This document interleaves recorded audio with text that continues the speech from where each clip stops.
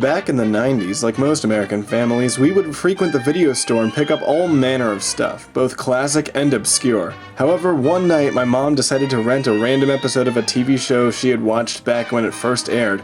Immediately I was hooked, and it soon became one of my personal favorite TV shows.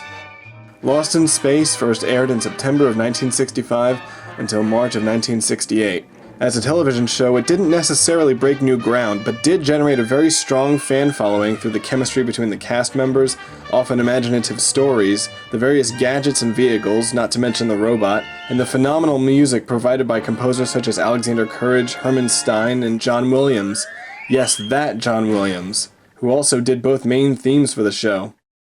Most people who are just simply aware of the show might assume that it's mostly campy space fare, and while that is often true, there's a subtle continuity which, along with the music and characters, as I mentioned before, makes the show special. Just watch a couple episodes and you'll see what I mean. Which episodes though, you may ask? Well, I bring to you my personal 4 favorites. Most of these episodes are often thought of as some of the best by fans anyway.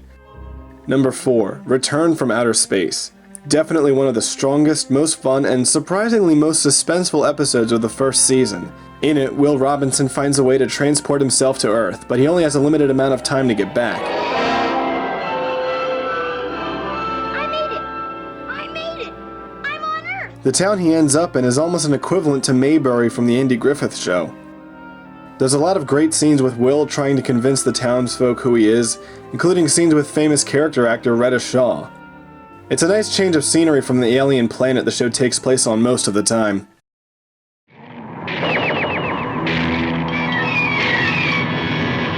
Number 3. The Antimatter Man. Here's probably the strangest directed episode of the series, and I mean that in a good way. Directed by Sutton Rowley, whose episodes always had a distinct look to them, The Antimatter Man is a bizarre, oftentimes dark episode with really memorable sets and overall look to things. In it, we basically have an alternate universe with the evil doppelgangers of the main characters.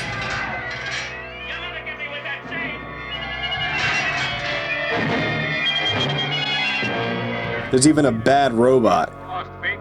Get lost. Goodbye. Swing low, sweet chariot, coming for to carry me home. Filled with lots of atmosphere and menace, this one is a bona fide classic.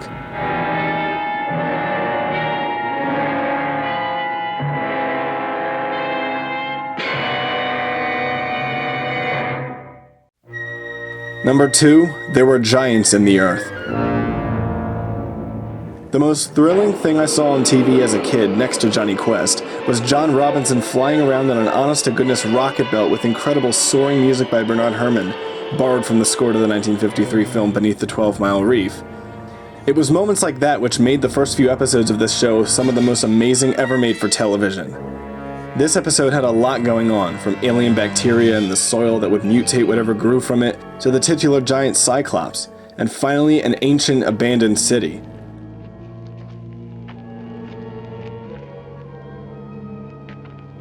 It really fired my imagination and showed the ambition and scope of the series.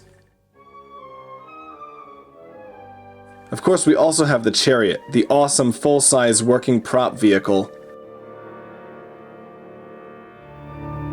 Number 1, The Derelict. This episode is just grade A science fiction adventure all around. It's got the wonder of a derelict spacecraft, the mystery of its occupants, and the strange interior, some interesting science fiction concepts, all tied together with a beautiful score. What is also the most interesting about this episode is the design of the aliens, which are as far from human as you can get, something you really didn't see much of then outside of the Outer Limits. The first 5 episodes, which includes The Derelict, are really great to watch together since they function as an effective survival tale before hordes of aliens arrived each week.